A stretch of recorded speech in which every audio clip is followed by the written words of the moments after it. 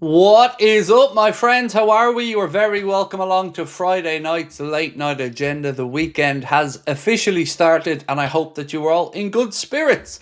Don't worry, the person who was in the chat who was, making sure that I knew I'd misspell KOKCU. I've changed it now, bro. But next time, just a bit more politeness, you know. Hey, Craig, you've made a little mistake there, bro. No, his name is KOKCU. That's, yeah, come on now. We can be a bit kinder than that. I made a mistake. It happens. Remember, I'm an idiot. I keep telling everybody. So I hope you're all having a good weekend so far. The Reds, of course, in action on Sunday, and I'm very much looking forward to it. I do want to ask you a question over the next while around the Arsenal game on Wednesday. So remind me to ask you about that one in a little bit. All good, Afi. All good. Sorry. Avifi, excuse me. Yeah, it's just no problem pointing out mistakes, mate. But you know, I'm an idiot. Be kind, you know. I keep telling everyone I'm an idiot, so all good, bro. All good. So look, I hope we're having a good weekend. Loads to get through tonight, including the gentleman in question whose name I was trying to pronounce and can't even type correctly. The asking price there is insane, but there is a genuine link to Liverpool and this guy, so we'll talk about that one. Yeah, look, I'm in great spirits today, and I hope you guys are as well. The summer transfer window stuff's already kind of making me chuckle because today alone we've had two journalists who both cover the Liverpool patch giving very different takes on the potential summer transfer window. So I'll try to make that a little bit clearer as we go along. But I don't know what to believe anymore. You know, I really don't. Even hearing Arne Slot in his pre-Leicester press conference, he kind of made it feel like, well, is he happy with the squad?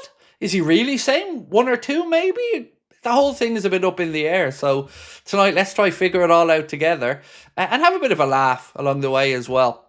So stories we'll be going through today. We'll be talking about Ryan CHERKI and why Liverpool are in the mix for him and why that could be a completely doable deal. We'll be talking about the ridiculous Benfica price tag on Orkun KOKCU. So yeah, that and lots more to go. Right, let me just check on one thing. Oh, by the way, I've just noticed something, right, in the spelling of KOKCU. The reason I misspelled it is because the Echo misspelled it. I just copped that this second. So I was about to speak about KOKCU, and I was looking at it, and I realised the Echo spelled it wrong, and that's where I took my spelling of it from, because that's where I took the story from. They've spelled it wrong in their headline, but correct in the actual report. So yeah, look, maybe I'm not as big of an idiot as I thought. Maybe I presumed that the journalist would have gotten it right. But then again, I should probably know at this point to double check anything the Echo put up. That is funny though. Right, so we're going to talk about that. We're going to talk about Hugo Ekitike and why Frankfurt need a dose of reality. Because honestly, I think they've lost their mind. If they really think anyone's going to pay €100 million for Hugo Ekitike, I think they need a dose of reality because quite simply, he isn't worth it. Now, I'm not saying he's not a good player, but they're taking the proverbial. They paid about 14 or 15 million pound, I think, and now suddenly he's worth 85 million pound. Nah, not for me anyway. We're going to talk about why Liverpool, Arsenal and other clubs have some concerns around Matheus Cunha and why, if they were interested, they'd want a lower price than the release clause. And then a few other bits and pieces, including Darwin Núñez already having 1 foot out of the Anfield exit. Right, so let's get stuck into the chat and let's say hello to a few people. Ella, lovely to see you in, said, hey Craig, hope you're well. Liverpool for title, Coventry to win the playoffs. Would you believe, Ella, I just checked where Coventry were before we started, completely coincidentally, because I was wondering how Frankie Lampard's getting on. And I'd noticed that they were in the last current promotion place with a 3-point gap, so great minds think alike. Sith, just back from work. Well, I hope you're off for the rest of the weekend, bro, and I hope you have a good weekend planned for it. For me, I want to ask you something, right, about the Arsenal game. So we know Arsenal are playing Ipswich at the weekend, and I don't expect them to lose to Ipswich. But if they play on Wednesday and we've both won at the weekend, do you guys want me to do a watch-along of it? Because on Wednesday night, Arsenal take on Crystal Palace, and theoretically, we could win the league that night. And it would feel criminal to me if I'm not live the day we win the league. And I'm not saying I expect Crystal Palace to beat Arsenal, but I'd be kicking myself if I didn't stream when they were playing and we'd won the league. So I think I might have to jump on a watch along on Wednesday if you guys are up for it. Jonesy lad said a few question marks after watching. I'm gonna say Hugo, bro, because can't spell or can't pronounce the name. Last night, I wouldn't ever judge one player from one performance. So as an example, I think in the 2 legs against Spurs, first leg we seen an incredible goal from Hugo and what he's about. Second leg, yeah, probably frustrating. So I'm unsure. And the fact that I'm unsure really just makes me question the new 100 million euro price tag that's been quoted from Frankfurt. I don't think they're going to find a buyer at that price. And I'd be very confident Liverpool won't pay that price. Marcus, for a super chat of the night. Appreciate you as always, Marcus. Said, not Liverpool related, but have to give a shout out to my Norwegian team, Bodo Glimt, that made it for the first time ever, the Norwegian team, to reach a European semi-final. Yeah, it was a massive surprise to me. I assumed that Lazio had turned that around last night. I did check and Bodo had won on penalties. And you're right to give them a shout out, mate. And congratulations to them. It is a huge achievement to reach semi-finals of the Europa League. They're still in it. They've got Spurs. I actually don't know which way the 2 fixtures fall for the semis. I don't know if they're a home or away in the first one. But I tell you what, I'm going to be an interested observer of the Bilbao United games, because the final, of course, is in Bilbao as well. So an interesting one. What an end to that United game last night. Obviously, I wanted them to go out. You wanted to go out. But you got to give credit. It is only Anfield and Old Trafford that do this, really, in the Premier League, or from English clubs that have the ability to turn around ties like that. I mean, I think back, obviously, to the Barcelona game with us, the Borussia Dortmund game in the Europa League before that, when Degsy Lovren scored the header. And looking at it last night, I wasn't at all surprised to see it happen, because whatever we think of each other's clubs or whatever fan bases we support, we are 2 clubs that find it somehow, in moments of chaos, find an ability to drag yourselves over the line and get a result like that last night. Michael said, yes, Craig, watch along, definitely. I think it's the right call. But of course, look, we'll wait and see what happens this weekend. You know, I'm assuming we both pick up points this weekend. And if we do, but then Wednesday, you know, it'd be rude not to at least be on when they're playing, just in case. So look, let's start off tonight, ladies and gentlemen, with a conversation around... Let's talk about the window. So I want to give you the example I spoke about at the start of the stream about 2 different journalists that both cover the Liverpool patch, but both with very different takes on what we can expect this summer. So let's start off with Andy Hunter of The Guardian. Now look, I have to say, whatever I'm about to say isn't meant to be derogatory towards either journalist, because quite honestly, I have nothing against either one. But let's talk about Andy Hunter for a second. So Andy said, Liverpool are expected to target a new centre-forward and a young left-back this summer. So far, I think we'll all be nodding along going, yeah, that sounds about right. Here comes the but. But, just like last summer, Arne Slot does not believe many improvements are needed for a squad that is on the brink of winning the Premier League title by some distance. Now, a couple of things here, again, to try and be fair. Arne did intimate similar things in his presser, but I think it would be remiss of me not to say that if that's the thought process inside Anfield, we're in trouble. Because, yes, we need a left-back. Yes, we need a centre-forward. But I don't want to hear that the manager's happy with the squad, because it's bullshit. Quite simply, I'm sorry for putting it so bluntly, but it is. And you know it is, I know it is, they know it is. And the reason it is because we don't see Elliott get a chance, we don't see Chiesa get a chance, we don't see Endo get a full game. That's why we know it's nonsense. So I'm concerned that that's starting to come out. But I'm going to show you the other side of it. And the other side of it is far more optimistic. And this time, we're going to be looking at something that Paul Joyce had to say. So bear with me while I get my notes open on this one. So Paul Joyce has a very different take. He said, Liverpool are in a strong position, having spent a year doing their extensive background work on potential targets and building up financial resources. Paul goes on to say, despite being on the verge of the title, Arne Slot is keen to refresh his side to take them to the next level with a long shopping list to help challenge on all fronts again. So see what I mean? We've got two journalists here, Andy Hunter of The Guardian and Paul Joyce, both with two different viewpoints on what we can expect this summer. I think everybody knows the the left back and the centre forward are going to be sorted. But how is there such confusion again? I want to believe Paul Joyce's side of it because it makes sense that Liverpool are in a strong position, financially having built up, a bit of a kiddie over the last two windows, not spending much money. And also he says we've had plenty of time to do up the list of potential targets. So why Andy Hunter go negative then? It confuses me, and it's what adds to Liverpool fans' frustration around the reporting of our club. There's no single viewpoint here that makes sense. That's all I can say about it anyway. But let me know what you think. Slot becoming an FSG apologist, a Jonesy lad like Klopp was. So, yeah, I'd be a liar if I told you I wasn't a little bit concerned with some of the stuff Arne Slot was saying today. You can't sit there and tell everybody that you're happy with the squad and that it's a great squad and it'll win stuff without acknowledging the people that you're not happy with. So, it's unfair of us to sit here and swallow that because we know there are changes that are needed. And look, left back and centre forward, yes, that's obvious. But you have to make brave calls on players who are taking up spaces on the bench but aren't getting minutes. So you can't just say everything's great. And the biggest part of it that annoyed me as well, particularly about the Andy Hunter part, was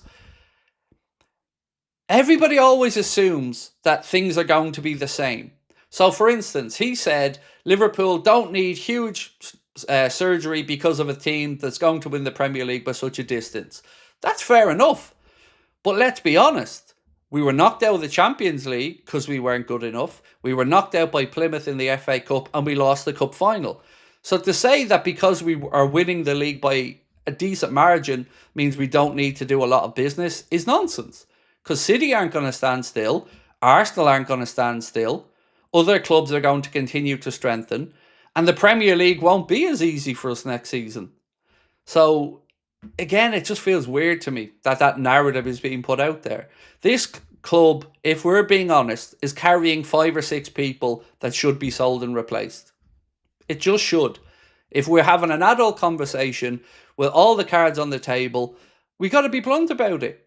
It's not about what you like, what I like, who we think is this or that. It's about what we've seen and who the manager refuses to play. And there's no point in sitting here saying, well, we've a great squad and Elliott and Chiesa and Enda. He doesn't trust them. He doesn't play them enough. So they have to be sold. It's as simple as that. And if the journalists aren't going to start calling this to account, we're going to have another problem in the summer. Rinse and repeat again, said Carl. Marissa said exactly spot on. And I don't think that's an unrealistic viewpoint. I didn't make the decision not to play Harvey Elliott. You didn't make the decision not to play Harvey Elliott or Federico Chiesa. So telling us that it's hard to improve such a great squad, it's bullshit. And I'm saying that for the manager and for any journalist that try to parrot a similar line. We need work done this summer. And I hope to God that Arne Slot doesn't think that because we won the league this year, it should be handy enough next year. It's going to be a lot more difficult because we took people by surprise this year. Right. Just got back from work. How are you doing? I'm good, my man. I'm good. Really excited. It feels such a long time having a full week between games after being used to 2 a week for most of the season. So, yeah, looking forward to it. And hopefully it's 3 points closer to that Premier League title.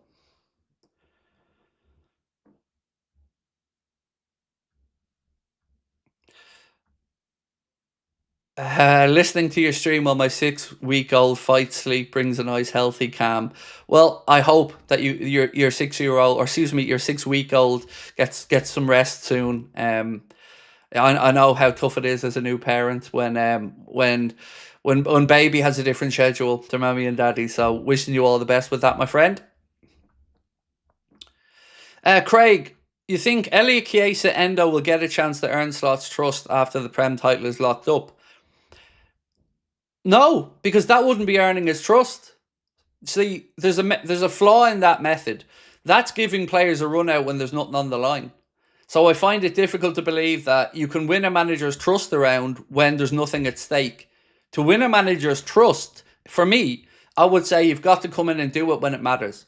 You've got to come on and show that you can change a game or that you can be a difference maker when the chips are down. It's easy to be on the front foot when there's nothing at stake.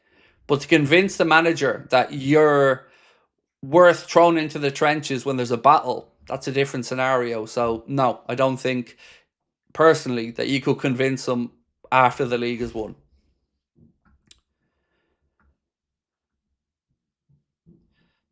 Salah needs to haul this match. He's currently 27 goals and 18 assists. I'd like to see him get 21 assists and make history there too. Yeah, same as me, Alejandro, but I think he will. It's so weird, lately watching Mo play because I'm almost cheering him on to have an assist over a goal because he's already done the goal part of the record. So it's weird watching him pick up the ball and go, right, Mo, here we go. The right pass, Mo. The right cross. Set somebody up to score, Mo. You can't score because we need you to get the assist. It's a weird one, but like you, Alejandro, I hope he gets there, and I think he will. Tony Hoare said, I'd say 3 in plus replacement for sales. Yeah, I think that's fair enough. And there's another good piece that I'm going to try and find here to draw attention to, which kind of does say that. Is this one? No, sorry, I'm just flicking through my notes really quickly. Where was the one? Okay, this one. So Anfield Sector put out a post about the transfer window and how it will come in 2 phases. And this, I think, is spot on. And I think this is very sensible. So they say the transfer window for Liverpool will come in 2 phases. Phase 1, the priority signings, a striker and a left back. Spot on with that. Phase 2, the replacement signings. They mentioned Diaz, Elliott, Endo, Trent, Gomez and Kwanzaa. And again, absolutely agree with that. No problem with that. You know, the priorities are the 2 big positions that are costing us this season, left back, centre forward. But after that, I agree with Anfield Sector's post entirely. Then you can talk about moving on an Elliott and bringing somebody in, or moving on somebody else, a Kwanzaa, a Gomez, whomever. That to me is far more sensible talk. So credit Anfield Sector. Right, Demetrius. Hey Craig, Slot only used 15, 16 players at Feyenoord. True, but the Premier League's not the Eredivisie, with all due respect to the Dutch league. It's far more intense. You have to work far harder. There are very few easy games. The intensity is a lot higher. And you can't go through a season if you want to compete to win a Champions League, to win a League Cup, an FA Cup, a Premier League. You have to have a bigger squad than that. So this season, I feel like he's been trusting 15 or 16 players, but has ignored more. So I'm okay with that, as long as we see a decisive change in the summer.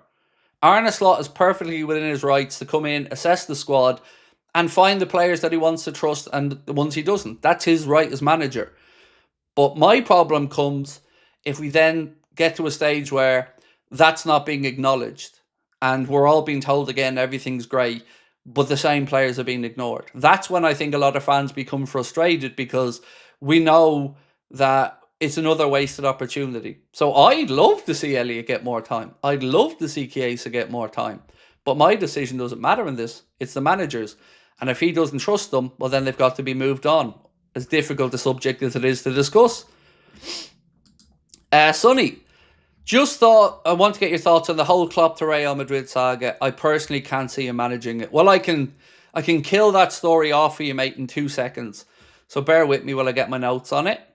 It isn't going to be happening. So let me just... and this is coming from Kloppo's own agent. So it's not a journo written. I think Florian Plettenberg was the one speaking originally.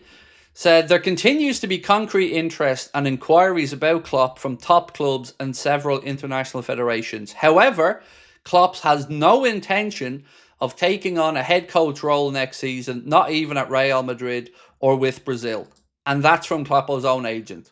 So I don't think we have to be concerned with that one. And I got to be honest, it would have annoyed me if he ended up managing Real Madrid. It would have, because they're not a Kloppo type club. So yeah, very happy to read that earlier on. What about a 6 alternative to help Gravenberch? So for me, Sugar Saint, that should have been done this season. I've been saying all the way through, I've no problem with Ryan being that guy, but I do have a problem when we can't rest him and we can't give him a game off because there's nobody the manager trusts to come in and do the job.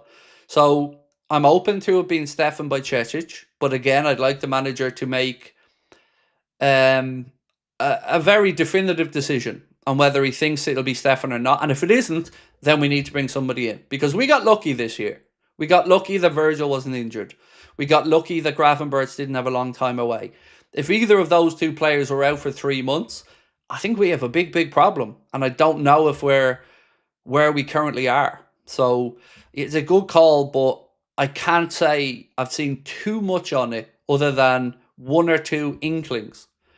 But I agree. And I would dare to say Make the Chat would probably agree as well. Poll on how many players will be released. I don't know how to put that poll up, Carl. Like, what do you mean by released? Because if we're talking about released, then it'll be the ones that are out of contract, which would be your Nat Phillips and, you know, players like that. If you're talking about which ones should go out, again, I don't know how we put that into a poll, because it'll depend on how we can sell them, how much we can get for them, if the player wants to move to the club in question. So I can run through what I would say. For me, we've got to sort the right back situation out. I'd sell Costas. And this sounds really harsh, but again, I'm a pretty definitive person in my decision making. I would sell Kwanzaa. I would use the money to buy Dean Huijsen. I would sell Kanade if you can't get a deal agreed with them in the next month. I want him to stay, and I want the centre-back options to be Huijsen, Kanade, Van Dijk, and then Joe Gomez to stick around ideally, because I like Joe and I like his versatility, and I think, yes, he had some injury concerns, but he's been unlucky. And then I think you can look at the centre-back position and think, right, we're boxed off. You could argue Nalo might be able to provide extra cover, but I think that's improving it. And it's improving it, in my opinion, without huge money. Now, the next question that someone's going to say to me is, Craig, homegrown. What about the homegrown? We need to keep an eye on that. And again, I've been thinking about that. And the answer I've come up with is Anthony Gordon. It looks like Luis Diaz may be sold this summer. So we are in a position where we could potentially take the Diaz money, bring in Anthony Gordon or somebody else, but let's just use Anthony Gordon as an example, who would be counted as homegrown and would also help us solve a problem for an area where somebody would be departing. Morgan Rogers. Do you know what? There's been a lot about Morgan Rogers and a lot of quotes from Morgan Rogers as well about some Liverpool players. So let me read out some of the things that he's been saying. So speaking about Mohamed Salah, Jacob Ramsey said, this season his numbers have been top. He's 34 and I don't know why it took so long to answer. It's pretty easy. Morgan Rogers said, clear. He's having one of the best seasons ever in the Prem and I think he's clear. And that was him speaking about Mohamed Salah. He's also had a little bit to say, though, on Virgil van Dijk, Morgan Rogers. And again, very complimentary. For some reason, I don't seem to have this in my notes, though. But he said, basically, Virgil's the go. And very difficult to play against. So, look, the story came out the other day to say Liverpool were interested in Morgan Rogers. I have absolutely zero clue if it's credible or not. But it would be a very interesting one. Where do I not have that in my notes? Sorry, bear with me.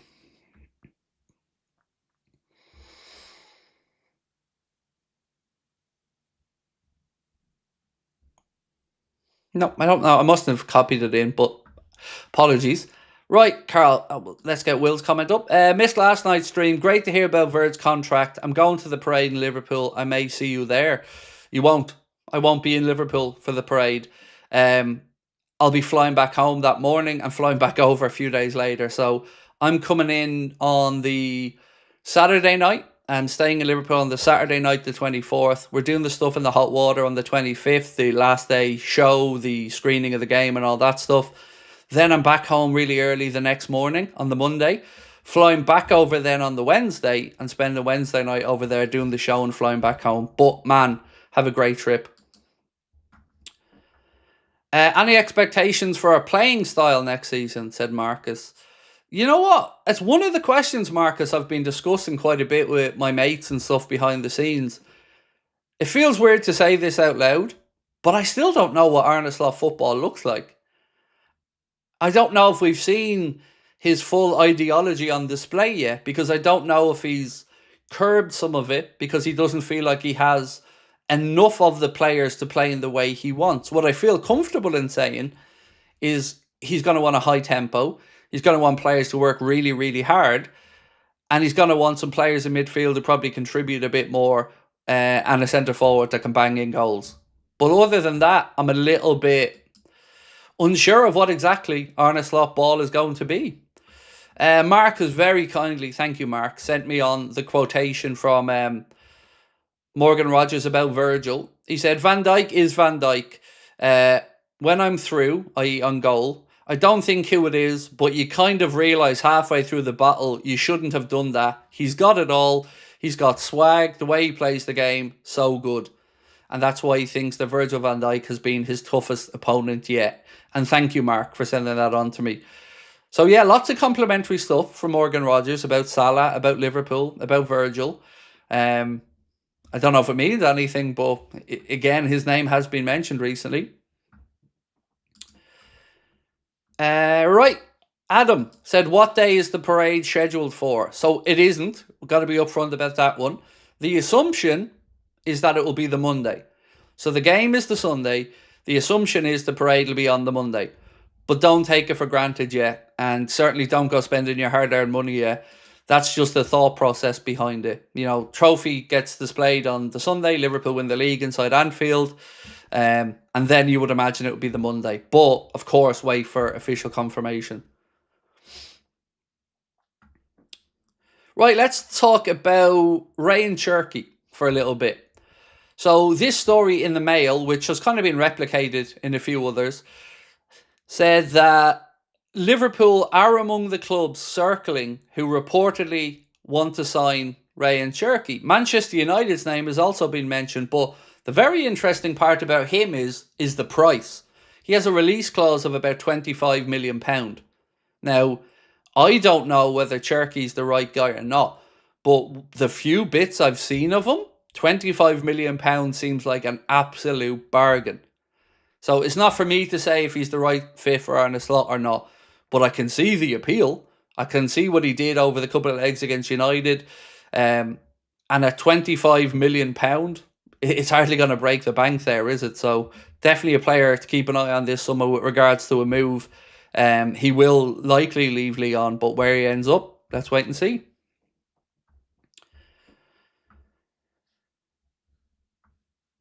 Gordon is a real possibility if we sell a few homegrown, need to keep the quota up. I think so, Tony. And I even read a piece the other day that said that Newcastle are willing to sacrifice Anthony Gordon if they need to free up some money for PSR. And I would imagine that's because Harvey Barnes has started to shine in recent weeks. So weirdly, I feel like Anthony Gordon's value has gone down this season. Does that make any sense? I think last season he had a far bigger breakthrough season and was kind of in the public attention a lot more. Then, of course, went to the Euros and there was the whole story about Liverpool. Now I feel like if Liverpool do want to go in there to negotiate, I know he signed a new deal, but I feel like it would probably be an easier thing to get done. Craig Adams said CHERKI would be an amazing number 10. CHERKI screams FSG type of signing. Yes, it does. But you know what? Again, I totally understand where you're coming from, Quinelle, and I agree, but it doesn't mean that it's not a good idea, right? So let's use some examples over the years. I understood why we took the risk on CHERKI because the price was so tempting. I understood why we took the risk on Chiesa because the price was so tempting. Now, coincidentally, you wouldn't say either of those were the hugest of successes, but Ryan CHERKI could be another one of those where, you take a punt at that price and see what happens. But that's not what we want to hear as fans, right? We want to hear that even if he was 100 million quid, that's the number one name on the list, and for reasons X, Y, and Z.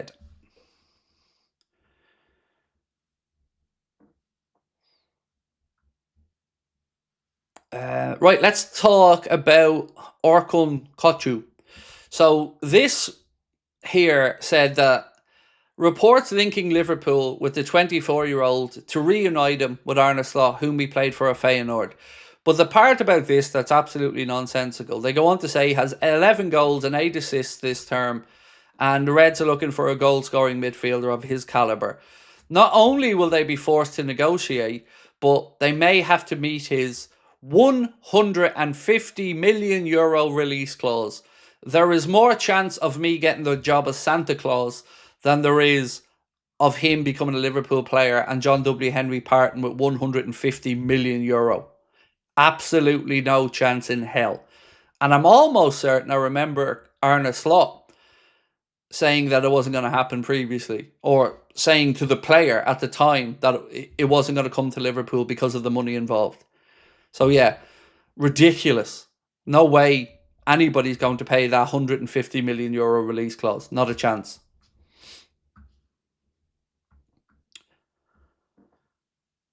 Does his price double every season or something? I don't know, mate, but some football clubs are losing the run of themselves with some of the prices.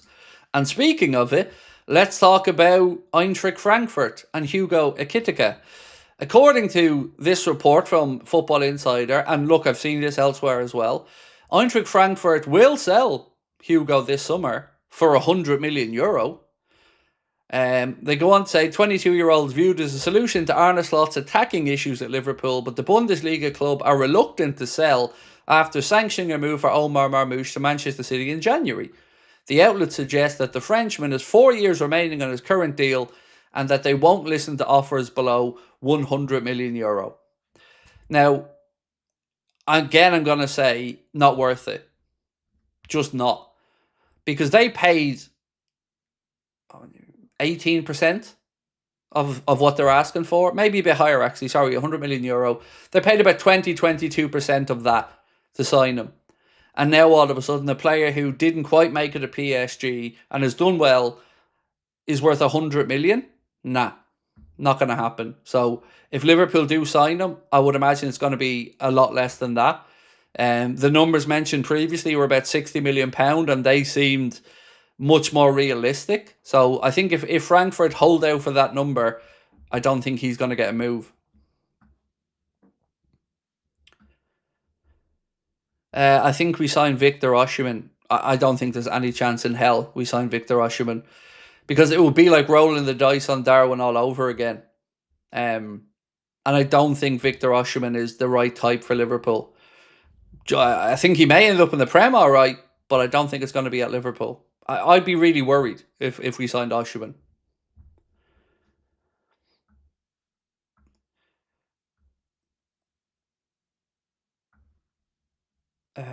Right, what else we got? Watched Hugo last night, said Ash.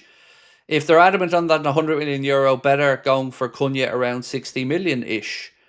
Well, let's talk about Matheus Cunha, because of course there's a bit on him today as well in the media. So let's get to speak about Matheus Cunha. This report here said that Arsenal and Liverpool have both grown concerned over Matheus Cunha's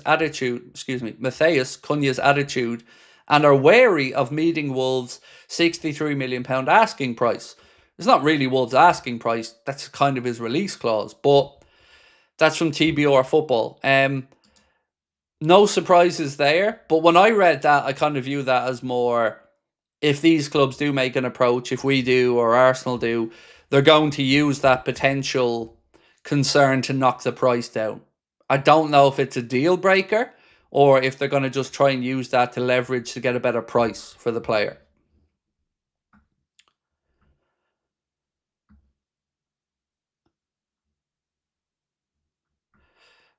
Wish we'd gone for Kvaratskhelia in January.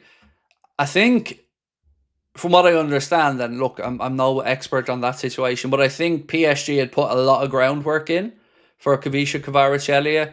And look, if you're him and you looked at it right now, you'd have to say he's probably not too unhappy about the move. They knocked us out of the Champions League. They've won the French League, semi-finals of the Champions League still. A good young squad.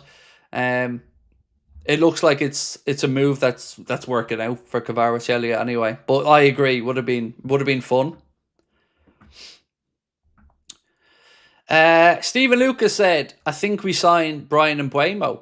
United have been linked with Brian Mbeumo as well. Like, it's weird because one day we're hearing United haven't got a pot to piss in. They're having to cut the crust off the sandwiches and, they can't afford lunches for the staff. They're laying off a load of people. And now we're hearing that they want 2 strikers and they're talking about 60, 70 million quid players. It's all very weird. I don't understand football finance logic because healthy clubs like Liverpool apparently have high wage bills and that stops us. But then you've got clubs like Chelsea and United who seem to have a never-ending ability to piss money up against the wall.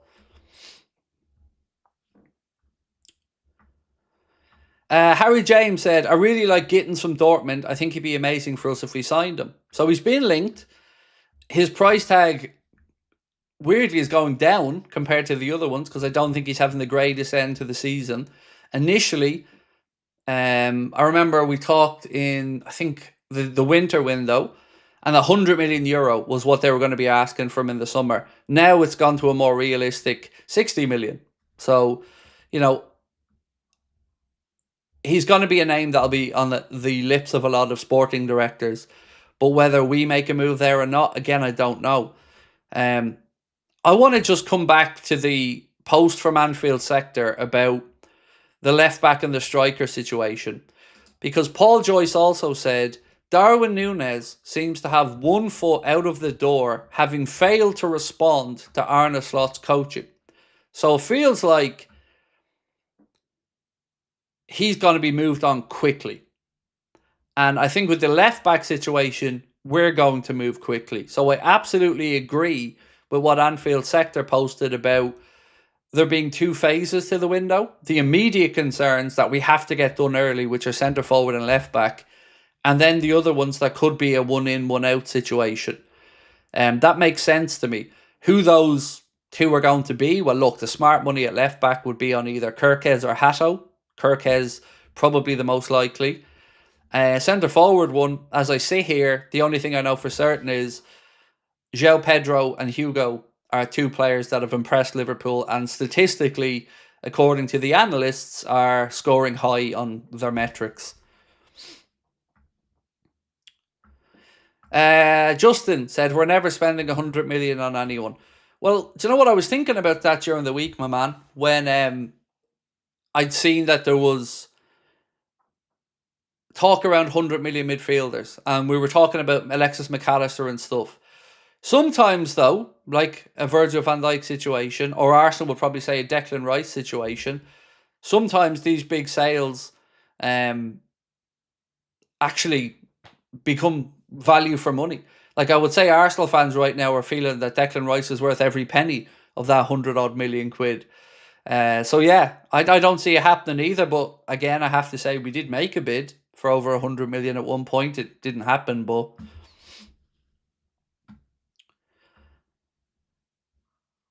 Trevor said, you know what is next? Salah and VVD will be classed as new signings. Not a surer word has been spoken, my friend. And our manager, well, I think he was only 2 seconds away from kind of saying that.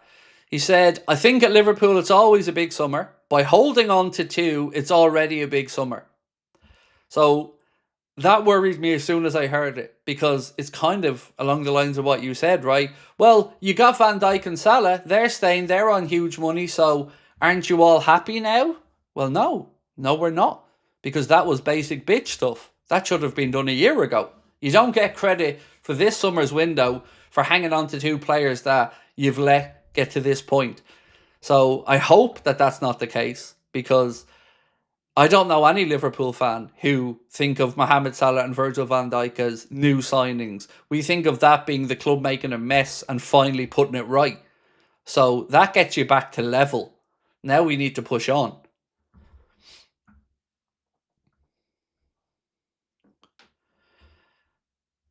You could say we did that with Darwin though, Craig. What, spending the big money? Yeah, no denying that, mate. You know, that was a big expense laid out for Darwin Núñez.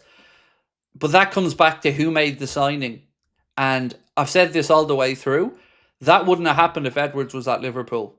There's no way Liverpool signed Darwin Núñez if Michael Edwards is there, because there's not a big enough sample size. That very much felt like Jurgen Klopp and George Schmadtke going off vibes, and him playing well against us. So they seen he was having a brilliant season, and they thought, this kid could be it. He could be the real deal. He could be the next superstar. And I understand why. He does have all the attributes, but it didn't work out.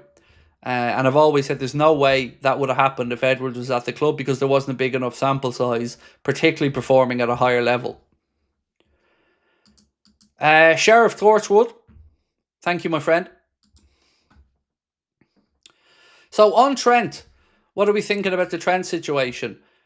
Because, again, the stories are still starting to come out. I mean, it's getting so far as to now we're talking about tour guides saying that Trent's staying. I mean, that's the level of desperation for some type of resolution to this story. We've got even people saying, oh, a tour guide said this or that or this or that. Do you know who hasn't said this or that? Trent. And I wish he'd fucking hurry up. Because it's becoming...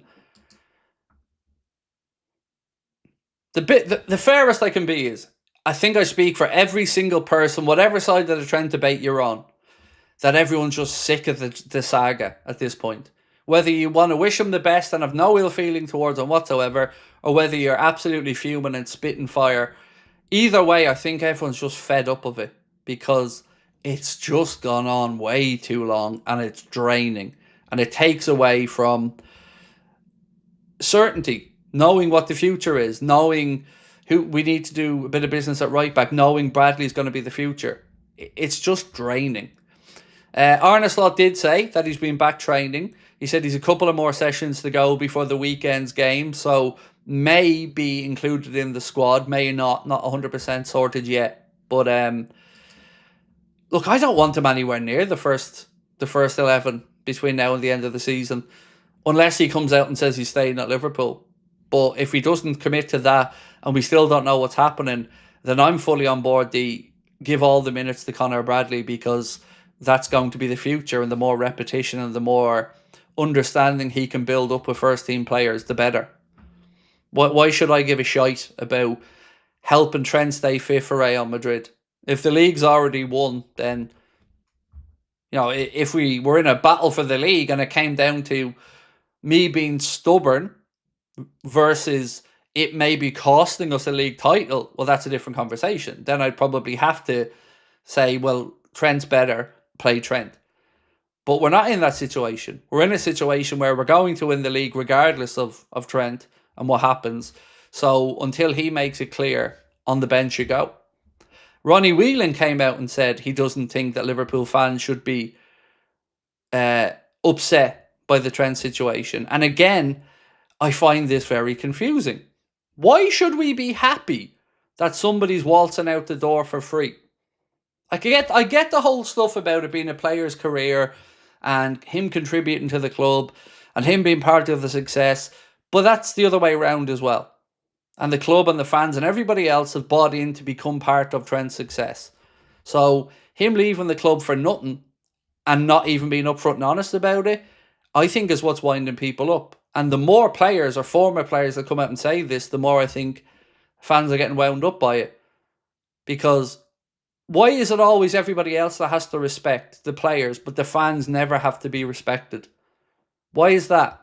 The ones who have to cough up the money, the ones who go week in, week out, the ones who idolise these players, buy their jerseys, the ones who help them become the local boy done good superstars and all the privilege and money and PR that comes with that. Why then are we not allowed to have a fucking opinion about these lads being cowards and not having the backbone to front up and show courtesy and respect to the city, the club, and the people that help put you where you are. I don't think that's too much to ask. Just simply sitting in front of a camera and owning whatever it is you're about to do. TOTC2KZ1 said, now you're going to believe us. We're going back-to-back Prems, baby. Hopefully Slot just playing everything down and we get the players we need.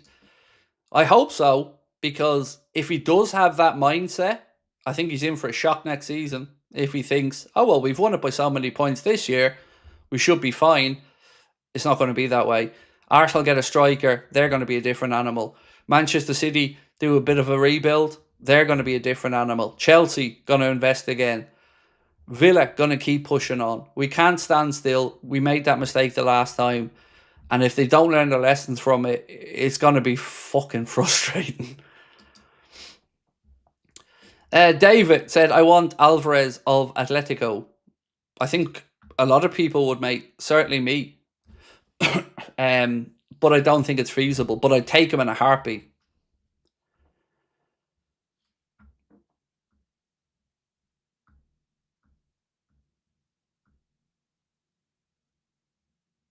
Craig, I think you missed a member chat. I don't think I did. I've done TOTTs. I've done David Massett. I've done Sheriff Torchwood. I've done Adam Roaches. Yeah, I think I've gone through them all, mate. Kelvin said Trent should have done a McAllister and signed with a cheap buyout fee of 40 million. And that's the thing about all of this is he may leave us for a club that don't want to pay anything for him. That's how little they value him. You know, they want him as long as they don't have to pay anything for him. That's what makes us even more salty, in my opinion.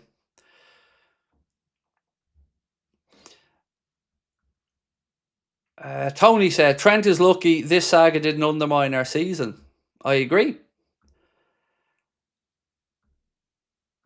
Slot has been so lucky so far. Agree. Not particularly. I don't think we've been particularly lucky. I think he's done well. But I still think we should have done better in the Champions League. That still stings.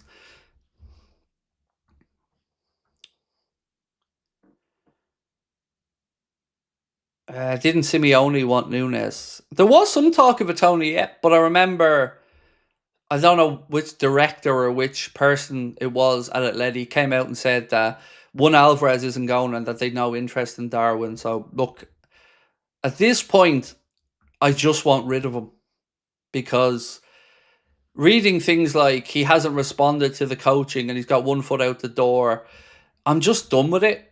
I'm fed up of it. I just want rid of him. I just want the Trent situation over. And I want players who want to be here, like our captain, like Mohamed Salah. Players that had options, far greater options than Trent, by the way. These lads could have gone to any club in the world for enormous amounts of money and signed huge signing on fees, but wanted to stay at Liverpool because they feel like it's their club and they feel like they're loved by the city and by the fans. And then you've got the Scouser who, you know, plays the I want to say nothing to be respectful to the club, but yet again, the club's being rinsed in the media and he's just sitting there saying nothing. Craig Adams said, do you think Dom is creative enough as a 10 or better as an 8? So I don't mean this to sound rude in the way I'm going to answer it, but I'm just trying to articulate it. I don't really care as long as the manager feels he's performing the way the manager wants him to. But I do understand, Craig, where you're coming from. There have been a lot of people who don't think he's put up enough numbers this year in goals and assists. I think he's had a decent season, but I'll never say no to some more creativity coming from other areas of the pitch. And certainly if Trent does depart, well, that's one area of creativity where we're probably going to have to start replacing it with others. So get where you're coming from. But I also want to remind everybody that Dom hasn't hit his prime yet. You know, he still has developing left in him as well before he gets to the very best. And again, I would add a bit more pressure on the midfield places will surely benefit as well. Because what you don't want people doing is knowing that they're basically undroppable.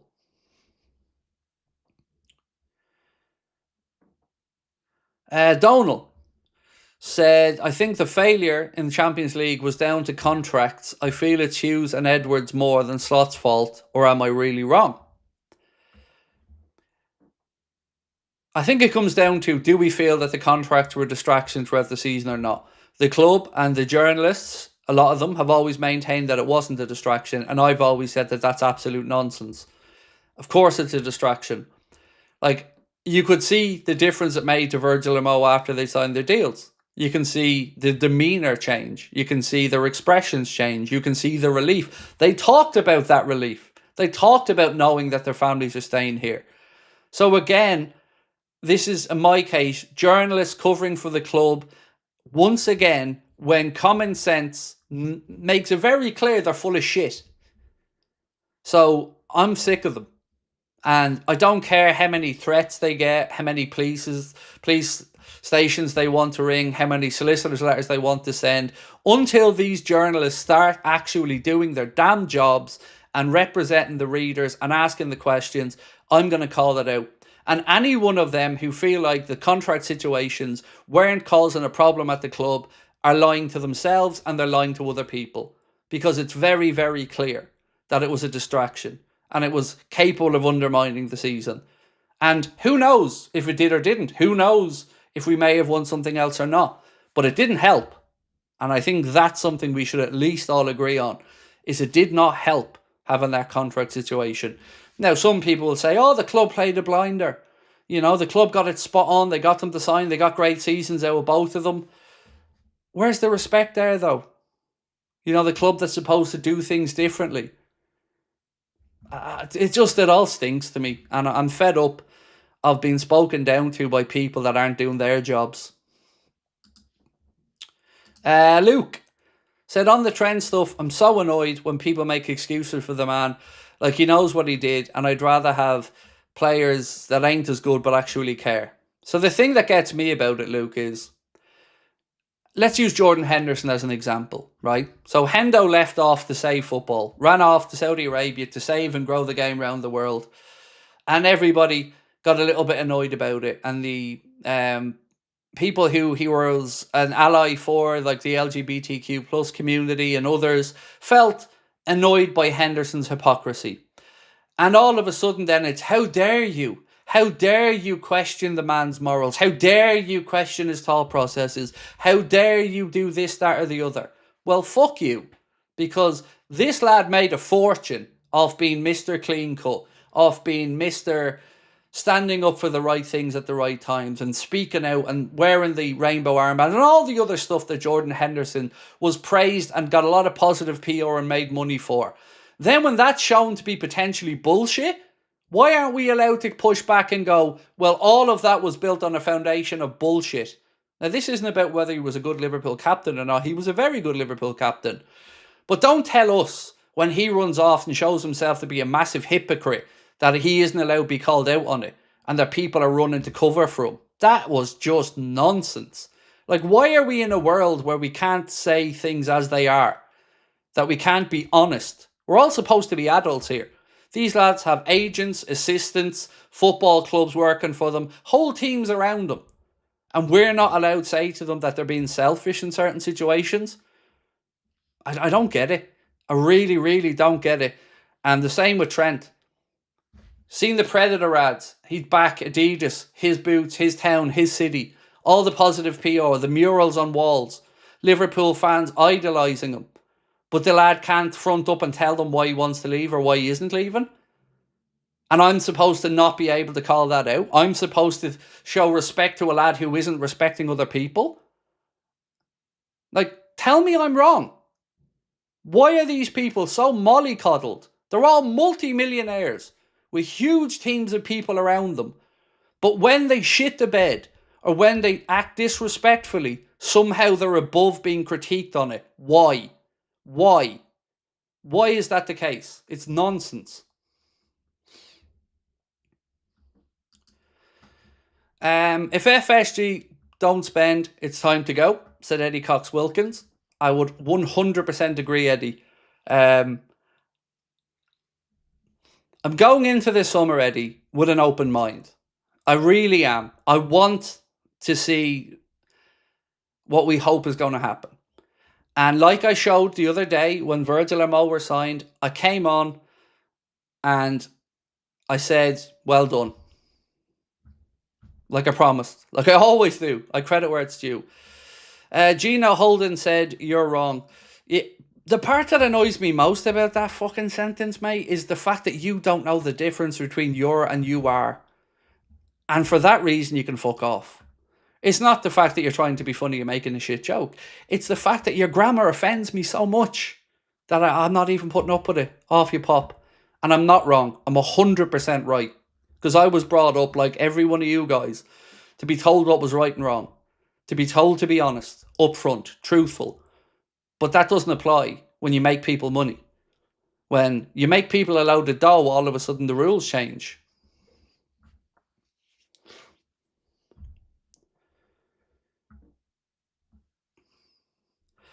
Val, as an Arsenal fan, I feel like owners like yours have a point to prove in signings this summer. We need a striker and 2 wingers, a keeper and a midfielder, and probably another defender. Your manager just needs to stop buying left backs and actually buy the forward that you need, Val. But again, to watch Arsenal over those 2 legs against Real Madrid, I like to give credit where it's due, and it was thoroughly impressive. It was. We beat Madrid this season as well, but that was a coming of age performance. And look, it's not the best Madrid side you're ever going to face, but that's not Arsenal's problem. They did what they had to do, beat them home and away. So full credit for that. It was a result I didn't think they were going to get, but a result they fully deserved.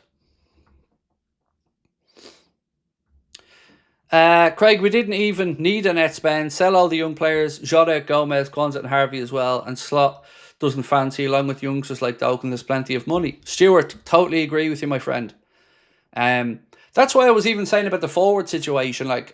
So let's say sell Darwin, sell Jota, and use that money to bring in the 2 you want.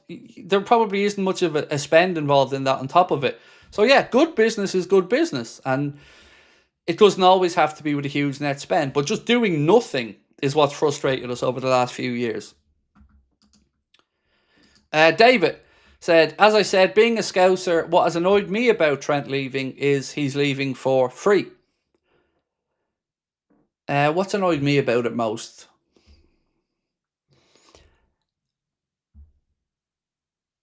I guess the free part would come into it, David, but I feel like it's been an engineered situation that's been done in a snidey way, and it's been dragged out. And I keep coming back to one thing in my mind, David, which was an article I read from some journalist a while back after Jurgen left. And the article said that Liverpool could have not told Trent, Virgil and Mo that Jurgen was going to be departing and got them moved quickly to get them to sign new deals before they found out the news that Jurgen was departing. But the club wanted to be respectful and do it in the right way, so they held off.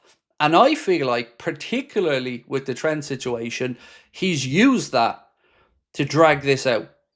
And like I've said before, I've kind of gone through the stages and talked about why I think he ran out of excuses. So first it was Jurgen's goal, don't know how I feel. Okay, fair enough. Process that information. Then it's, I don't know who the next coach is.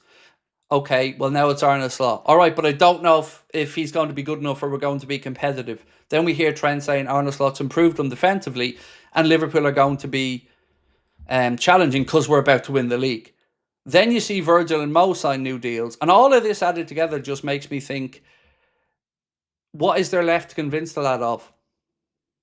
So if all of these things have been answered, I feel like he's used these things to leverage time to get to a point where now he doesn't really have to face the music too much and he maybe can just slide out the door at the end of it. That's my take on it. Craig Adams said, "Love Dom, by the way, just wanted your opinion." Oh, no worries, my man. There's certainly a lot Dom can improve on in that regard, but I said the other day, I'm a sucker for a hard worker, and Dominic Soboslai works his backside off. Harry said, "Hey Craig, do you blame more for Trent's contract the owners or Trent?" I think there's fault in both, Harry, but oh God, I feel like I'm going to stand up for the owners here, mate, and I feel dirty saying it, but I almost feel like the owners and maybe Hughes or Edwards wanted to believe that Trent was acting in good faith and wanted to think that the situation that we've seen unfold with Virgil and Mo, which was that their desire was to stay and that they'd get there in the end. So I would say the club may be naive and Trent may be snide. That's probably the fairest.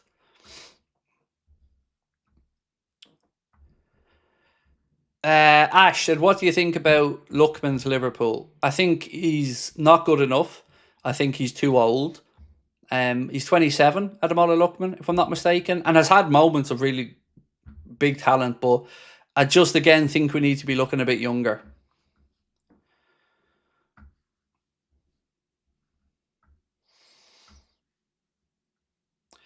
His brother agent laughing and joking when we were losing the cup final should tell you all you need to know.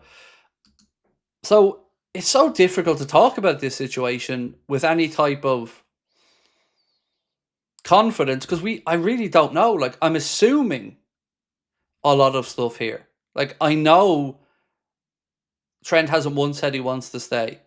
I know that he hasn't agreed a deal. I know that he's avoided the question being asked of him. But again, until it's confirmed what he's doing, it's very difficult. If I found out tomorrow that he was 100% going to Madrid, then you're going to hear me very differently on stream speaking about how I feel about the situation because it's definitively resolved then. But now, I'm just sick of it. I just go if you want to go, or just own it. Speak up. Just, yeah, stop the fucking drama. It's just too long now.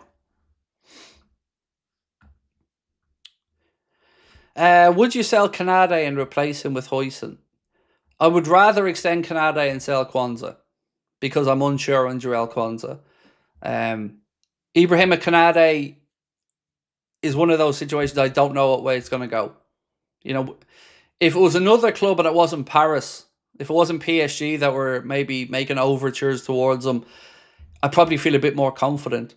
But knowing that's, his city and they're in a good place as a club and his contractual situation being what it is, I hope he stays.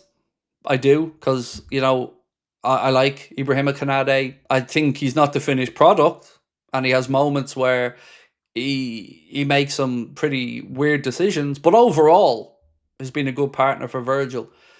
So I would like to keep him and sell Kwanzaa and use the Kwanzaa money to buy Hoyson. But we're going to find out soon enough what the situation's going to be around Kanade's future.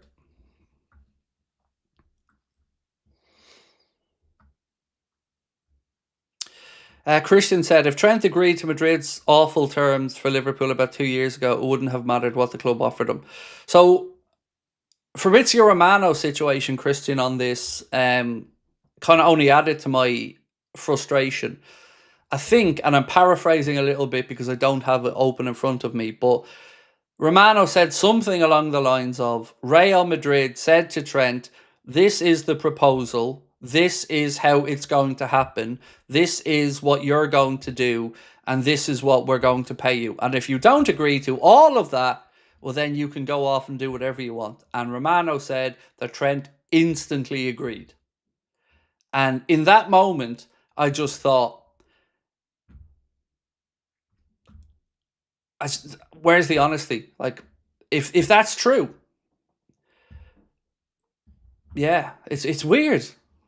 It is weird. Like, I look at Real Madrid as a cancer in football, as a club that have had too many helping hands, have been too disrespectful to the game, to other European clubs, to the Champions League itself by setting up the Super League and all that other stuff. And I don't see the appeal.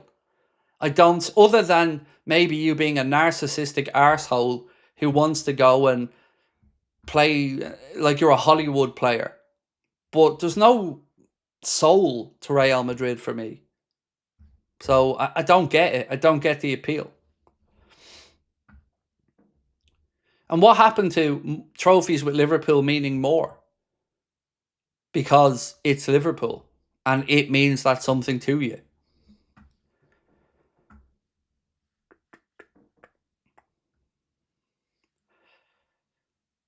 What do I think about Lookman? I've already talked about that one. Ash answered you very clearly, very concisely, spoke about his age.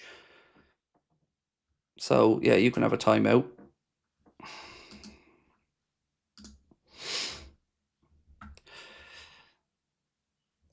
Izan said he never wanted to stay, did he? If his boyhood club is competing for every major trophy, any one of us would swap our careers for him. I don't know. Do you know what I'd love to ask him? If I could ask him a couple of questions, I'd like to know, did Jurgen Klopp leaving, was that a sliding doors moment for Trent in his mind? Like, I often think about that. Because there's no doubt what a big role Jurgen Klopp played in Trent's pivotal years of his career. And what a big influence Jurgen Klopp was for the club and, bringing us back to success. So, again, I feel like if that was part of the reason, being upfront and honest about that earlier on, people would have gone, you know what? I can get where he's coming from. If Trent came out and said, it feels like now is the end of an era at our club. The manager's moving on. My contract has run down a bit. I've achieved everything I could ever have dreamt of achieving at Liverpool Football Club. I've won a European Cup. I've won the league. About to win the league again. I've won domestic trophies, Club World Cup, Super Cups. I've played in the greatest city on earth, in front of the greatest fans on earth. I've lived my dream. But careers are short. And an opportunity's presented itself to move to another big club. And I want to be the best version of me that I can be, and I want to go and try something new. I think everybody would have gone, well, that sucks, but all right, I get it. I understand it. But he didn't. And that's why it winds me up so much.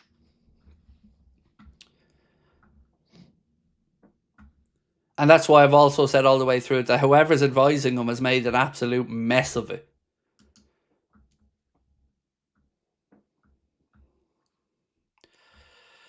Robert, how are you, Robert? Robert Joy said, Craig, by the looks of it, KOKCU is practically done. Would it be fair to expect that a deal to happen for a section of the window? Like you, Robert, and I don't have any definitive knowledge on this, my man, I feel like what you've said is pretty much going to happen. Whether it's in that first 10 days of the window or not, I don't know. But I tell you what, it'd be a lovely way to kick off the summer window, wouldn't it? If we got a real early doors signing of that type of stature, be brilliant. But like you, mate, I do think if there was any one player I would say on the most concrete on probably signing, it's probably him, to be honest. But that's just a gut feeling thing.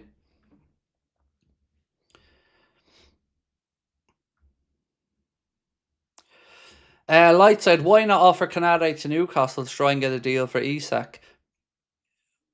You went on to say they would for sure take Canade over any centre-back. But you're missing the important part of that. Canade, like, with all due respect to Newcastle, that would be Ibrahim Canade taking a step backwards in his career. Why would that appeal to him? We can't force a player to go anywhere. You can make it very clear to the player that their future isn't at a club, or you can make it very clear that you're going to be bringing in somebody in their position, but you can't force a player to do something. And Canade, it would make sense. If he's going to leave, then why not go to the club that's close to his heart, which would be Paris? Newcastle is just a step down, and Newcastle are a club on the up and in a good position, but it wouldn't be something the player do. It's like when everybody was saying, we'll sell Virgil in a year's time if he's not performing, or sell Mo. They won't. allow that to happen. The players and the representatives. Why would they? Why would they give away money?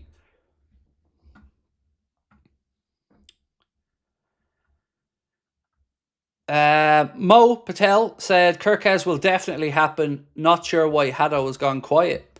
So this is a guess, Mo, but on the Haddo thing, I've said on a few occasions that I think Liverpool may be put into a position where more than one centre-back gets moved on.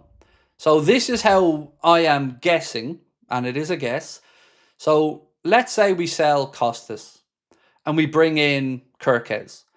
I think it would be prudent of Liverpool to bring in Huijsen and Hatto for this reason. One, we need a centre-back. Two, Hatto can cover a couple of positions. And three, Andy Robertson's contract's up in 1 more year's time. And at that point, you would have KOKCU and cover, like a Joe Gomez on the left side in Hatto, who can play left back and left centre-back. So I think it would be a win-win situation. So get both would be the long version of it, or the short version would be get both, is what I'd say. Why has it gone quiet? Don't know. Yeah, I think you're right in saying there hasn't been a whole lot lately. I've seen Madrid's name bandied around a little bit with Hatto, same with Jonathan Tah. But, you know, my plan there would be get both, because I think that then sorts us out.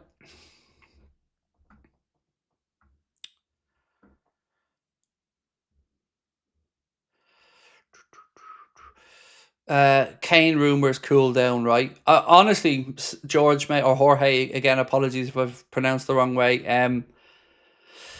I'd never even paid a moment's attention to the Harry Kane stuff because it never made any sense to me in my mind. Like, only from the point of view of it's just thrown £50 million into the air because, you know, he'll score goals. No denying that whatsoever. But there's no long-term play there.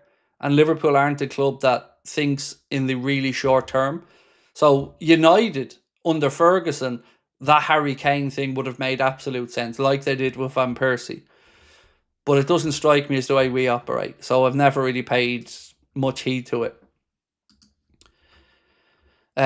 You have more chance of me, Shane, pulling my nipples off on this show than reading out what you've just written in there about your manager. Now, what I will say about that is the most annoying song I've ever heard, because apparently it's the only song that Old Trafford knows anymore. It just gets sung, it loses any meaning because it just gets sung over and over and over and over, and it doesn't depend on the flow of the game, whether you're 5-0 up, 6-0 down. And also, last night was an incredible night at Old Trafford. A night that only Old Trafford and Liverpool could do. But let's be very clear about one thing. It was a shit show of poor play, and it was against a bang average Lyon team. So there's no denying you celebrate those moments, mate. I get that. You'd be dead inside if it didn't move you as a fan of your club to come back in that situation. So I totally understand that. And I've done the same over the years with the Borussia Dortmund comeback and a few others. But it's still a mess at United. And the fact that you even were in that position was nuts. Because they're not that good, Lyon. Like, you should have been swatting them aside. And when you went 2-0 up, it should have been end of game. But somehow, you then go down to 10 and then go 4-2 down. So, brilliant comeback. I think understandable that everybody United related celebrates it, but I wouldn't be getting too overly optimistic that it's a massive turning point they're at. It was just one of those crazy mad nights of football that is unique to our sport, is what I would say, Shane. I'm not trying to belittle the performance there. Well, I am. I'm not trying to belittle the achievement, because that is sport at its best. It is. It just is. The drama around Rory and the Masters, the Liverpool, Barcelona comeback, your own comeback last night. That's what makes sport special. Jason, how are you, Jason? Said it was enjoyable because there were so many goals.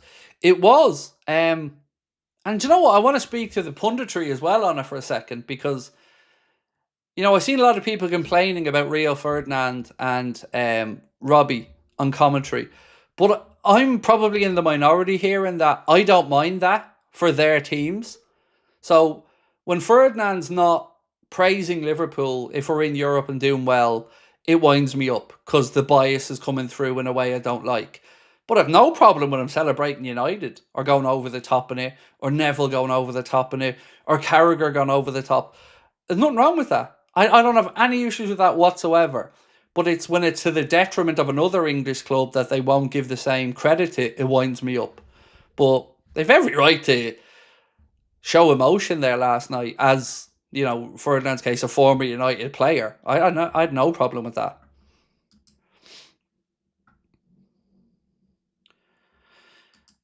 Shane said, I know it's a shit show, but we needed to win that. Oh, you did, mate. Absolutely. Your season was on the line. And like I mentioned, only Anfield and Old Trafford, I think, have that magic. So not belittling it whatsoever. The season was on the line, and you had to get it done, and you found a way.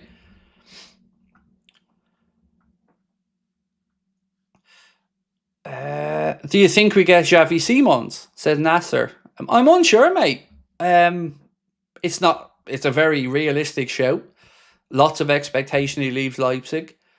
The Dutch connection, you think about that as well, and you think, all right, well, maybe Arne wants to tick those boxes as well. It's really weird because I could say CHERKI and Simons I would both have concerns about because of their attitudes, and yet I don't know them. So I am happy we're starting to be linked with an attacking midfielder, though. That makes sense.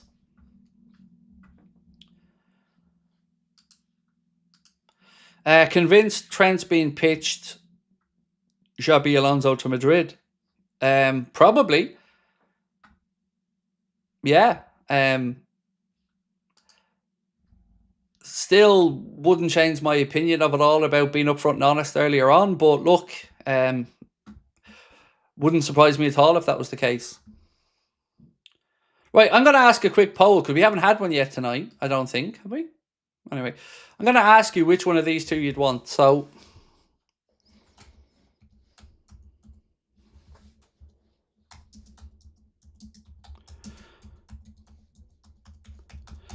I could throw in more names here, but I'm just intrigued by these two in particular. And I'm not trying to say that these two are the only options in this position. But I want you to just pick one of these two. One second.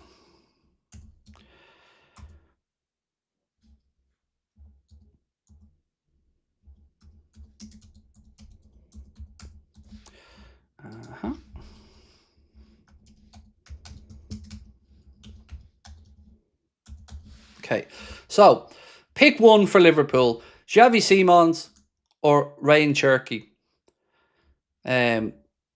Just pick one of those, and we'll see which one. Now, I know there are other names like Fermin Lopez and other names mentioned, but I'm just interested on these two because they're the two that I'm unsure of for different reasons. Mark Palmer said Rodgers would be ideal, homegrown and better than Simons. CHERKI, though, 20 million odd looks a bargain. It's definitely tempting at that price, mate. I agree. I'm trying to find... It was last night, actually, we spoke about Morgan Rodgers. Let me see if I still have it here. 1 second. Where was it? Here we go. So, Caught Offside broke a story yesterday saying Liverpool are preparing to make an offer for Morgan Rodgers. More to follow. Now, I didn't follow the story today to see if they put out more stuff on it, but I'd be very intrigued to see if Liverpool do really have an interest in Morgan Rodgers. Right, couple of things, ladies and gents, while you're voting away on that. Thank you. If you haven't hit the like button on tonight's stream, please do if you can help out. And also, thank you to everybody who's got the tickets to the live shows. They're doing really well. They're further ahead than we had expected at this point with regards to sales. If you want to come and see us, remember there's 2 shows. last day of the season, including a screening of the game and lots of other fun. You can get your tickets to that one with the QR code, or our Anfield Agenda official end of season party and reunion show. Again, both on sale now, both priced at just £20. Both of them at the Hot Water Comedy Club, May 25th and May 28th. Hope to see you there. Right. Robert Joyce said, it's not even close. Ryan CHERKI is the answer. Xavi Simons is a dull-down version of João Felix. I would certainly lean in the direction you've gone with as well. Between the two, I'd go to CHERKI, and the price would have a part to play in that. But also, I just think he looks more of a slick player and a slick product, if you get me.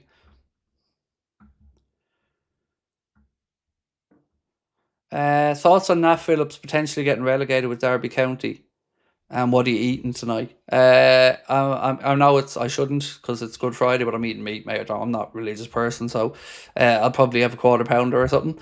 And the Nat Phillips getting relegated, well, his contract's up with Liverpool anyway, so it doesn't really mean anything. I hope Nat goes and finds a club that he's happy with for the remainder of his career, because he deserves that.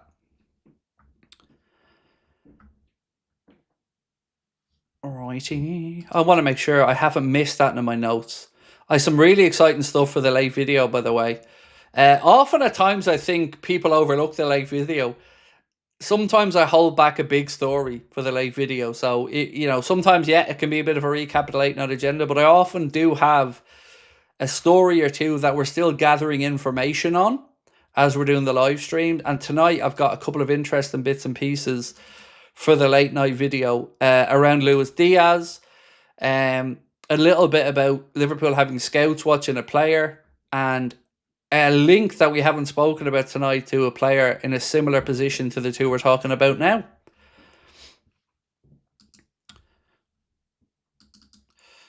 Right, let me go through. Craig, would be good to go to one of your shows, but it's a long drive to Liverpool. I know, mate. It's a long way over for me as well. Look, if you ever do want to come, be great to see you there, and totally understand the travelling. In the summer, we did quite a bit of travelling ourselves. We went over to Wales and we did a show in Cardiff, and then we drove from Cardiff up to Liverpool for our other show, and then to Holyhead and back onto the boat and home. But I do understand totally, mate. I do. Personally, if I was to pick one of the two shows, I'd be confused, because they're going to be two great nights for two different reasons. So you've got the end of season, last day, where we'll have obviously the celebrations together. You'll have some other fun stuff going on before the game, after the game. And then on the other one, I've got the lads back together. Me, Connor, Chris, Steve, Jack. It's going to be lovely to meet up with all them again. It's going to be a longer show. We're going to have more fun in it, as in more fun segments in it. So, yeah. But look, I'm very grateful to anyone that can come up and that comes along to them. And we always make sure we spend time saying hello and chatting with people afterwards. Shane said, yes, only Old Trafford and Anfield can do that. So guess what? We're knocking down Old Trafford. As you said, the club is a mess from top to bottom. Glinios out. Do you know what, Shane? I never even thought about the knocking down of Old Trafford part again, mate. Yeah, that is mad when you think about it. Dave, Craig, have you seen the new ketchup flavour crisps? Honestly, that wouldn't be my cup of tea, Dave. I love ketchup and all, but not with the crisps, mate, no. I really appreciate the offer and all, but I'd pass on that one, bro. I'd pass on that one. But the beans and cheese ones, they were interested. And you're a good man, Dave. I do appreciate you looking out for me. I've told Sabrina to go easy on you this time when she's over.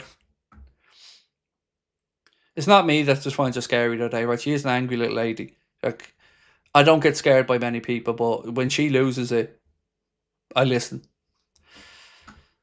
Because it takes a lot to make her lose her temper. So if she ever does lose her temper, I know I probably deserve it. Who do you want as a Trent replacement if he goes, said Ash. Connor Bradley and... I mean, I'll give you two scenarios. One, Tino Livramento, who I think would be my first choice to come in and battle with Bradley, but is probably unachievable. And the other options are, do you bring in a steady older player like the 27-year-old guy from Romania?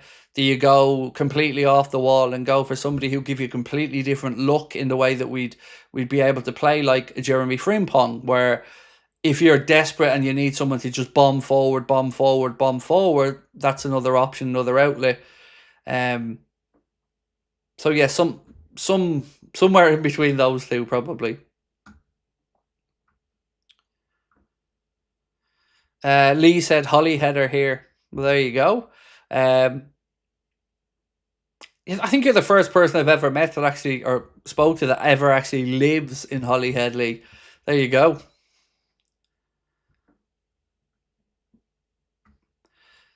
Aina from Forest to James Waldron. So the thing to keep an eye on there, James, is that I know his contract's up at the end of this season, but Nottingham Forest have an option to extend that by a year, which you would imagine they'll take up because he's been such a good player there for them.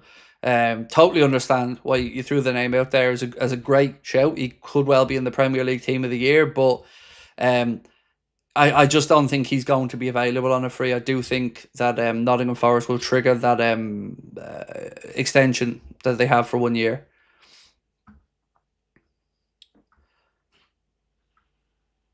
John and Tom Verner outside. Craig, is it just me desperate to get some pace in the team again? Often feel like everything's a bit too slow.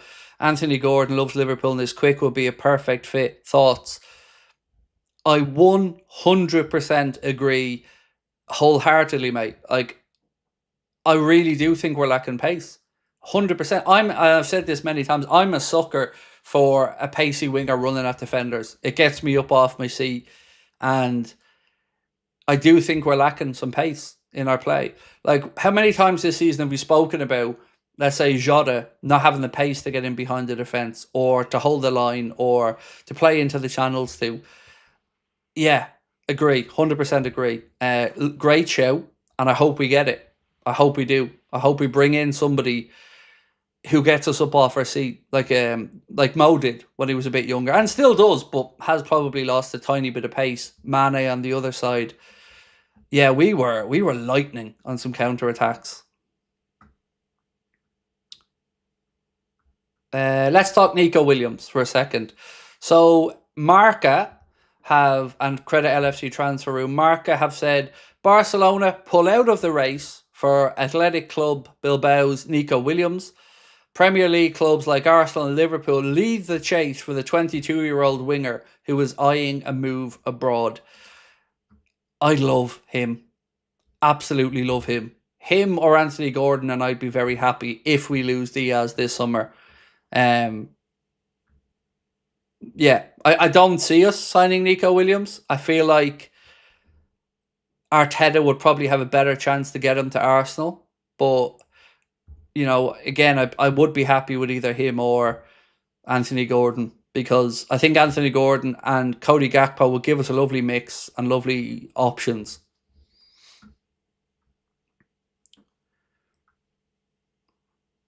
Nico Williams is a bum. Oh, I don't think he is, mate. I really don't. But, you know, agree to disagree. Craig, have a look at El Canoes from Leicester. I know who he is, Harley. I can't picture Liverpool making that move. Justin said, it's not that we have no pace. The tactics stop the pace, slow build up, less mistakes, but we lose a lot playing this way. Well, I guess if we look through the team, right, who are the pacers in the team? You know, Mo's still fast, definitely. Darwin has pace about him, 100%, but isn't getting played. Diaz definitely has pace, but is 28. Other than that, Szoboszlai can cover ground, but I wouldn't say we're, you know, our centre backs have good pace, but not lightning. So I really do think we're lacking pace, in all honesty. But I'm not to undermine your point, which is a very fair point, about the way that we play almost negating the need for that pace, or the way to utilise the pace. I think that's a very fair point.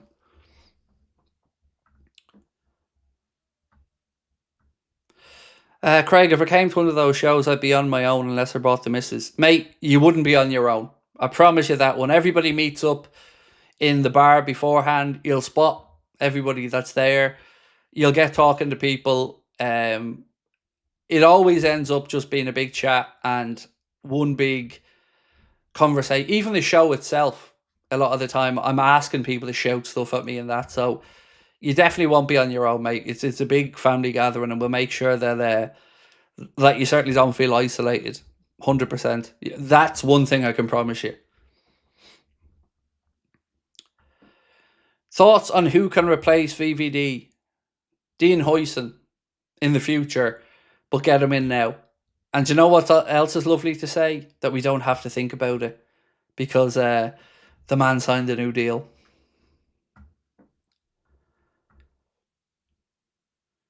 So give me some predictions, by the way, for Sunday. So my preview is coming out tomorrow morning at 10 o'clock. I recorded it earlier on. I went off history with my score prediction because I looked through the amount of times that we played Leicester in recent history, and one scoreline kept jumping out off the page, and that was 3-1. So I went 3-1 to Liverpool as my score prediction. I did indeed, Muckrab, ask you to remind me about something, bro, but I did cover it earlier on. It was the difference of the journalists and the reporting of the summer transfer window. That we had Andy Hunter saying Liverpool need left back and a centre forward, but other than that, probably not expect wholesale changes. Actually, no, I'll just read it out to you again while people are putting their scores in. So, Andy Hunter of The Guardian said, Liverpool are expected to target a new centre forward and a young left back this summer, but just like last summer, Slot doesn't believe many improvements are needed for a squad that is on the brink of winning the Premier League title by some distance. And then I contrasted that with some posts from Paul Joyce around the situation, and Paul Joyce looked at it very differently. Said Liverpool are in a strong position, having spent a year doing their extensive background work on potential targets and building up financial resources. Went on to say, despite being on the verge of the title, Arne Slot is keen to refresh his side to take them to the next level with a long shopping list to help challenge on all fronts. So my point was big differential there between the two journalists, both covering the Liverpool patch, both probably in agreement on the left back and the centre forward, but very different then about quite how much other business we'll need. Right, so 3-1s. Billy's going 4-1. Billy Beckner 4-1. Andy Kane 2-0 to Liverpool. Ben Moe 4-1. Ash 3-1.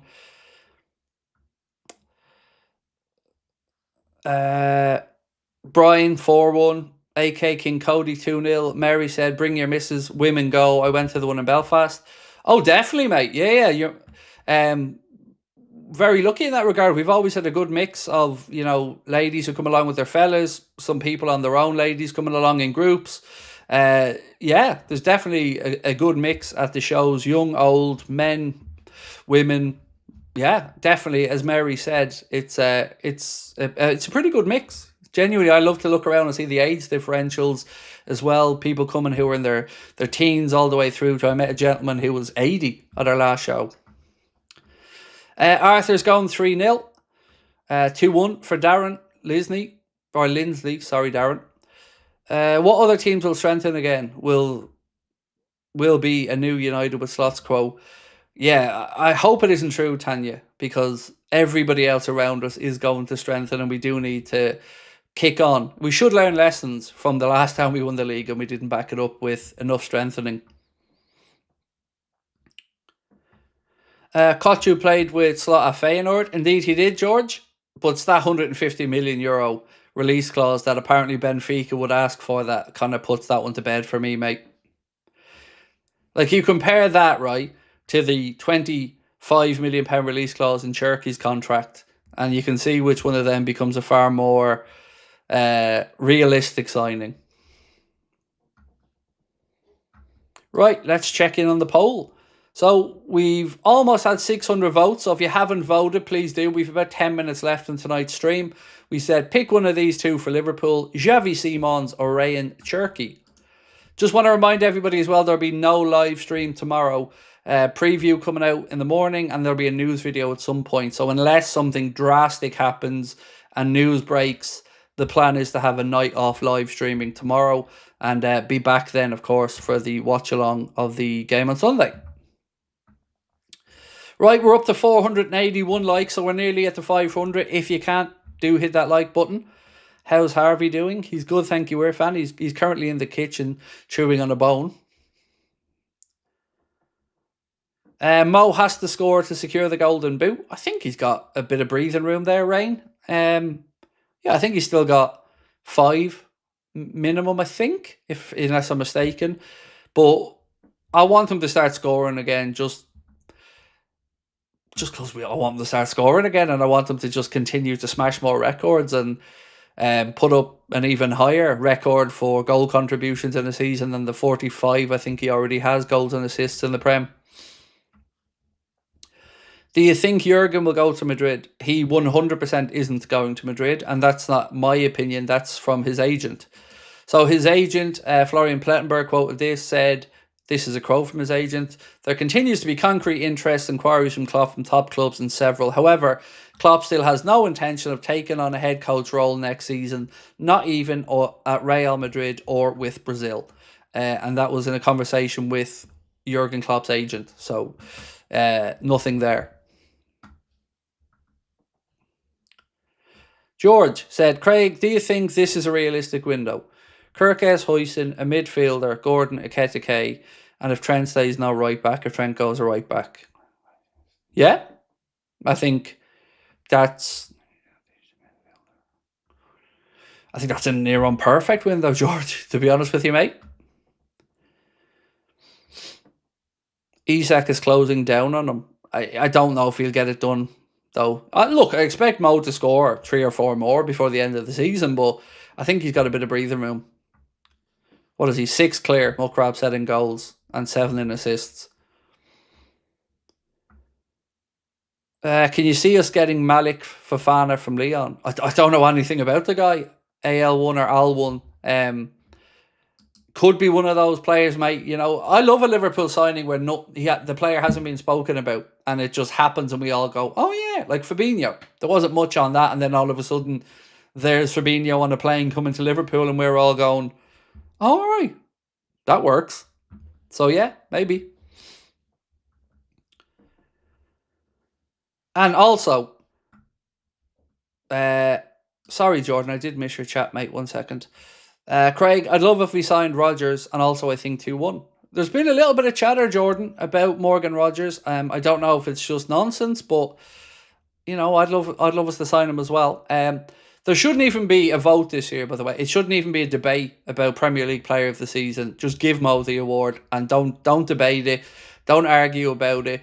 Don't try to make other players a priority on it. Don't care what anybody else has done. Mohamed Salah is the Premier League Player of the Season this year, and it has to be. No debates needed. No fan forums. No arguments between other clubs' fans back and forth. Give the man his trophy and say well done, because it's not even a debate. He 100% should be the Premier League Player of the Year. He's smashed records again. Just give the man the award.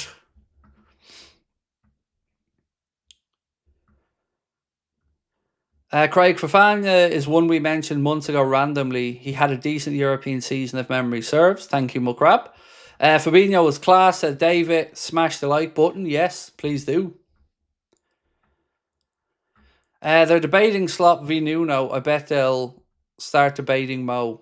Look, Nuno's done a brilliant job, but they're at a point now where they could easily fall out of those places. I was looking at some of their fixtures and they don't have an easy end to the season.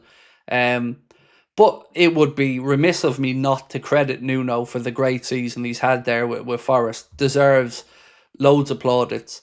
But I think maybe the only thing that could stop Arne Slot getting manager of the season is if Arteta were to win the Champions League with Arsenal. And you'd have to say then that's a proper debate then at that point.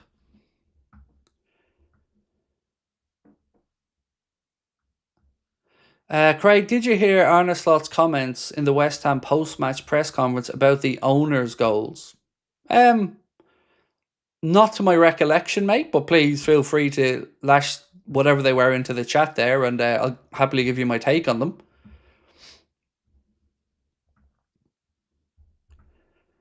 The hopeful guy. Well, you're living up to your name with that post, my friend. You said Trent will stay. He'll do a last day of the season kind of thing. Well, I think you, as I mentioned, you are living up to your name there anyway. I also found David Moyes' comments on the Van Dijk signing funny, where he said basically tongue in cheek, "I can't see that signing working." You know, I love when managers have a sense of humour like that. Carl said, "How much say will Slot get in the transfer market?" I would say he's probably bought himself a bit more say after winning the league title in his first season. I also, again, you know, my hypothesis on him making his play to not play Chiesa, I feel like that's him making a point, as if to go, don't be forcing players in here that I haven't okayed. So I would say he's earned the right to have a fairly big say. Not at Jurgen Klopp levels yet, but I do think, you know, winning the league buys you some say in that conversation. I've heard the Trent rumours are coming from a tour guide at Anfield. Yes, it's been all over social media, mate. I think even Anfield Index posted something. I don't know if they were posting it tongue in cheek about the tour guide, but look, I don't know a single journalist that thinks he's staying, and I also don't know many people in Liverpool that think he's staying, as in the city, not the club. So yeah, look, when you've got the likes of the Echo even writing as if it's pretty much a formality, or, you know, as expected if Trent departs, blah blah blah, I don't think there's been any indication really of a change.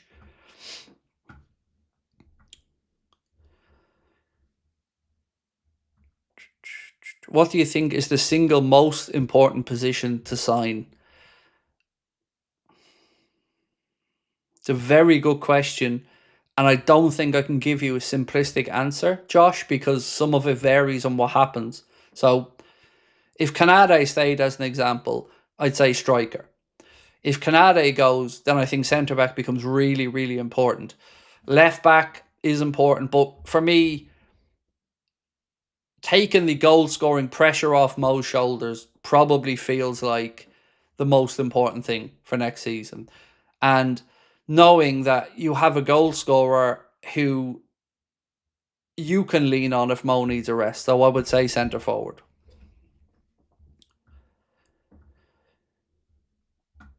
Jumpers for Goalpost said, why can't Slot play Chiesa? Yes, he may not have wanted him, but then Salah was not Klopp's choice, and look how that partnership worked out. Give the lad a chance. I can't answer that question, mate. I agree with you, but I can't answer the question. Every week when I'm doing my predicted 11, every week I say why Chiesa isn't in my selection for the centre, and it's always, I would play him, but Arne Slot hasn't. So I don't know. I definitely feel like you're right, and I feel like there's been times, particularly after the League Cup final, and Jota had another poor game. I don't see how it would have been any worse off playing Chiesa than Jota in the next one. Muckrap said, when Mo doesn't perform, goals dry up with the players Arne puts out. Well, certainly, you're certainly wondering where that goal scoring's coming from if Mo isn't there. I'd like to see more goals from our centre-backs next season. I think we haven't scored enough this year from set pieces. Alan Martin said, Craig, do you think that Hughes goes down to Bournemouth, signs both Kerkez and Huysen, and it's sell to buy for the rest of the window? Well, maybe, but that's not necessarily a bad thing. So, where's Anfield Sector's post? Anfield Sector said this: the transfer window will come in two phases. Phase 1, the priority signings. They say left back and a striker. Phase 2, the replacement signings. Diaz, Elliott, Endo, Trent, Gomez, Kwanzaa, etc. I think there's some sense to that, and I've no problem with it. So if we outlay money more money than we're going to bring in certain positions that are a priority, great. But there's nothing wrong with bringing in good money for players who we don't think are going to make the grade and sell to buy. But as long as we get the positions we need sorted, and we as fans at the end of the window feel like we've upgraded in the areas we felt we were deficient in, for me anyway, that'll be a happy window.